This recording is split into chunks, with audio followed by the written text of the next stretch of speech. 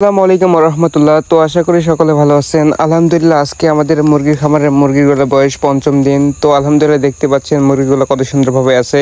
তো আজকে যেহেতু মুরগির বয়স 5 দিন, এই জন্য আমরা চেষ্টা করলাম যে পুরো ঘরের অর্ধেকটা আমার মুরগিগুলো ছেড়ে দেবো। বিশেষ করে আগে যে বুডারের মধ্যে মুরগিগুলো রেখেছিলাম, সেই বুডার থেকে আমরা এখন ছেড়ে দিয়ে আমরা সুন্দর মতো করে লম্বিভাবে আর কি মুরগিগুলো দেওয়ার চেষ্টা করতেছিলাম। তো আলহামদুলিল্লাহ দেখতে পাচ্ছেন মুরগিগুলো এক এক করে আমরা 3টা বুডারে ভেঙে আমরা পুরো ঘরের অর্ধেকটাই আমরা দিয়ে দিছি। এর ফলে মুরগিগুলো অনেক সুন্দরভাবে হাঁটা চলা করতে পারবে এবং খাদ্য পানি বেশি গ্রহণ করতে পারবে। যেহেতু এখন আজকে 5 দিন চলতেছে, এখন আর আমাদের বুডার ভেতর রাখার কোনো প্রয়োজন নেই। এই জন্য আমরা আর কি স্পেসটা বাড়াই দিলাম, যাতে মুরগিগুলো আর কি হাঁটা চলা এবং খাদ্য পানি বেশি গ্রহণ করতে পারে।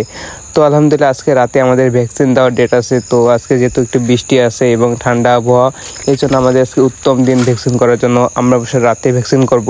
তো এখন দেখতেছেন আমরা যদি স্পেসটা বাড়ায় দেওয়ার পর প্রচুর পরিমাণে মুরগিগুলো খাদ্য পানি গ্রহণ করতেছে।